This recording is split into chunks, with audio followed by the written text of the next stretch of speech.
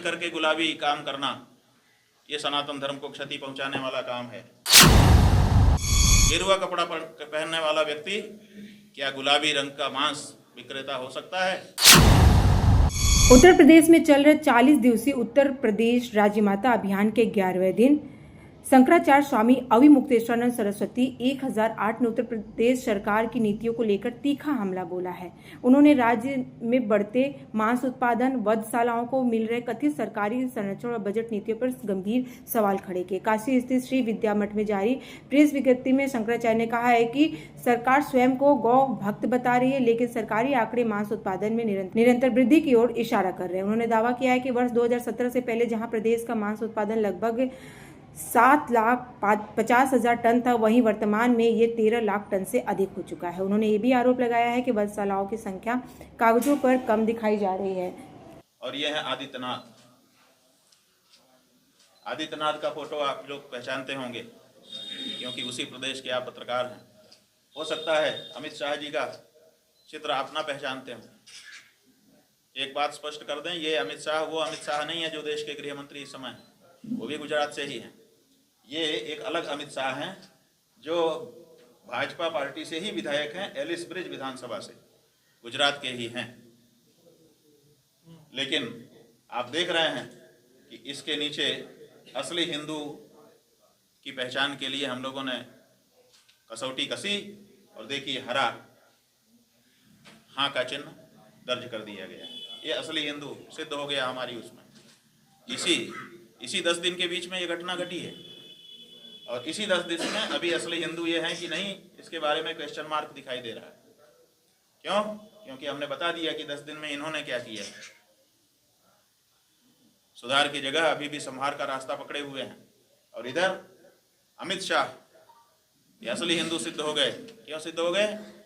क्योंकि Ahmedabad municipal corporation ने 32 करोड़ रुपए एक नया स्लॉटर हाउस खोलने के लिए पास किए कि एक नया स्लॉटर हाउस 32 करोड़ रुपए में खोला जाएगा। और इन्होंने उसका विरोध किया। इन्होंने कहा कि जिस पार्टी से मैं आता हूं उस पार्टी की विचारधारा में ये अस्वीकार है, स्वीकार नहीं है, इसीलिए इस प्रस्ताव को तुरंत वापस लिया जाना चाहिए। प्रबल प्रतिरोध इन्होंने किया और 6 फरवरी को अहमदाबाद म्यूनिसिपल कॉरपोरेशन ने 32 करोड़ रुपए जो स्लॉटर हाउस के लिए आवंटित किए थे उसको वापस ले लिया गया। इस व्यक्ति ने सिद्ध कर दिया, अमित शाह ने सिद्ध कर दिया कि वो सच्चा हिंदू है, उसके मन में हिंदू भावना है। क्या ये जब एक विधानसभा का विधायक होकर के जब ये इस तरह का दृढ़ निश्चय करके उचड़ खाने को निरस्त करवा सकता है, तो ये गेरुआ का कपड़ा पहनने वाला कालनेमी ये क्यों नहीं कर सकता? क्यों नहीं? जो हम इनको कालनेमी कह रहे हैं, क्यों नहीं ये हमारे मुंह को बंद करते हैं दृढ़ इच्छा शक्ति दिखा करके, निर्णय लेकर के? अगर ये करोड़ों पशुओं के वध के उत्तरदायी हैं तो किस अधिकार से इन्होंने गेरुआ कपड़ा पहन रखा है? क्या ये एक धर्माचार्य को, एक शंकराचार्य को इनसे पूछने का अधिकार नहीं है? क्या शंकराचार्य का पद केवल आशीर्वाद देने के लिए होता है? धर्म के बारे में जहां भी क्षति हो वहां पर खड़े होकर के धर्म क्षति को बचाना ये शंकराचार्य का कार्य है।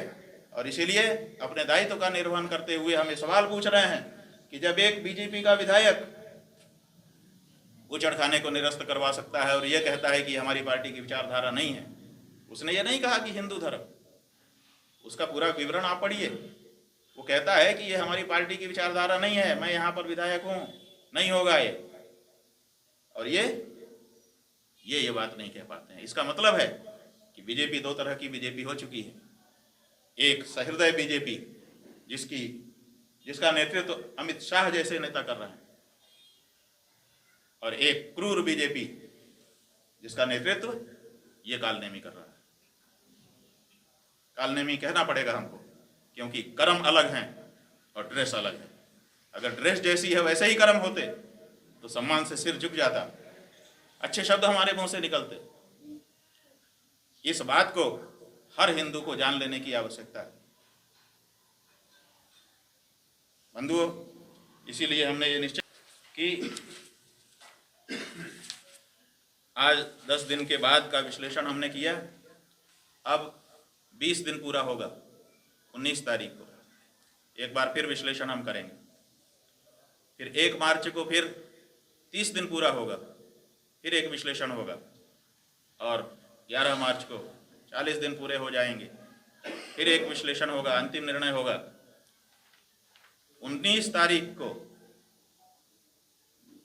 जब विश्लेषण हम करने बैठेंगे, इसी बीच में हमने एक प्रतियोगिता आज से आरंभ कर दी, और वो प्रतियोगिता ये है, वेतन गेरुआ वर्सेज गुलाबी पाव पुरस्कार। इसको आप समझ सकते हैं, वेतन का मतलब है सैलरी, और वैराग्य का मतलब है वो व्यक्ति जो घर बार छोड़ करके निकल पड़ा, जिसने गेरुआ वस्त्र धारण कर लिया। क्या वो वेतन भोगी हो सकता है? क्या वो नौकरी पेशा हो सकता है? क्या वो सैलरी विड्रॉ कर सकता है? क्या वो किसी का नौकर हो सकता है? जो सब जगह से निकल करके बैरागी हो गया, बैरागी वेतन ले, ये सही है कि गलत है? ये एक प्रश्न है। और दूसरा प्रश्न ये है कि गेरुआ वर्सेज गुलाबी, गेरुआ कपड़ा पहनने वाला व्यक्ति क्या गुलाबी रंग का मांस विक्रेता हो सकता है कि नहीं हो सकता है? इस पर पक्ष विपक्ष दोनों तैयार होइए। जो पक्ष में जिनका मन जाता हो कि हाँ हो सकता है, वो पक्ष की बात उठाएं। जिनका मन विपक्ष में है कि नहीं हो सकता है, वो विपक्ष में बात उठाएं। एक व्यक्ति के सामने आमने खड़ा हो, अपनी जोड़ी खुद चुन ले, और शास्त्रों के अनुसार, हिंदू धर्म शास्त्रों के अनुसार, नाथ पंथ के अनुसार, वेद पुराण स्मृतियों के अनुसार चर्चा करे, शास्त्र की चर्चा करे, और चर्चा करके 9 से 10 मिनट ज़्यादा से ज़्यादा वीडियो शास्त्रार्थ का बनाए, और वो हम लोगों को प्रेषित करे। हम एक समिति का निर्माण करेंगे। वो समिति उन वीडियो को देख करके उनको उनके प्रस्तुतिकरण के अनुरूप पुरस्कार की घोषणा करेगी। ये पूरे देश में आज से कार्य आरंभ होगा, और ये 1 मार्च तक चलेगा। 1 मार्च को काशी में पूरे भारत के विद्वानों, संतों, धर्माचार्यों, और जो इस विषय में पक्ष या विपक्ष में बोलना चाहता हो, हम उसको आमंत्रित कर रहे हैं। 1 मार्च को काशी में अखिल भारतीय शास्त्रार्थ होगा इसी विषय पर, वेतन वर्सेज वैराग्य, गेरुआ वर्सेज गुलाबी। ये बड़े प्रश्न हैं जो सनातन धर्म को बहुत मजबूत करेंगे, क्योंकि गेरुआ पहन करके गुलाबी काम करना ये सनातन धर्म को क्षति पहुंचाने वाला काम है। वैराग्य लेकर के वेतन आहरित करना ये सनातन धर्म को क्षति पहुंचाने वाला कार्य है। इसलिए इस बारे में हर सनातनी को ज्ञान होना चाहिए, और उसके पीछे के जो तर्क हैं, उसके पीछे के जो उदाहरण हैं, उसके पीछे के जो शास्त्र के उल्लेख हैं, उन सब के बारे में इसी बहाने देश की जनता को पता चलना चाहिए। तो ये मुहिम, शास्त्रार्थ की मुहिम हम आज से आरंभ कर रहे हैं। अब ये क्रमशः जो भी विद्वान हैं, चाहे वो छोटे बच्चे ही क्यों नहीं हैं, चाहे वो युवा ही क्यों नहीं है, चाहे वो शास्त्र के ज्ञाता ही क्यों नहीं है, चाहे साधु महात्मा ही क्यों नहीं है, और पक्ष लेने की पूरी छूट है। कोई पक्ष में रहे, कोई विपक्ष में रहे, जिसको जो पक्ष लगता हो कि ये सही है, मैं इस बारे में अपनी राय रखता हूँ, वो विपक्षी से भिड़े, और भिड़ करके उसको रिकॉर्ड करे, और रिकॉर्ड करके इसको आगे बढ़ाए। क्यों? क्योंकि सनातन धर्मियों को इस बात का ज्ञान होना बहुत जरूरी है। अन्यथा कोई भी रावण, कोई भी कालनेमी गेरुआ पहन के आपके बीच में आ जाएगा और आपको ठग के चला जाएगा। इसलिए हर सनातनी को इस बारे में जानकारी होनी आवश्यक है कि कौन सच्चा साधु है, कौन सच्चा हिंदू है, कौन असल हिंदू है और कौन नकली हिंदू है, कौन बहुरूपिया है, कौन कालनेमी है। तो ये बात आपको बतानी थी, आपके माध्यम से देश और समाज को बताना था, इसीलिए हमने आपको आमंत्रित किया। बहुत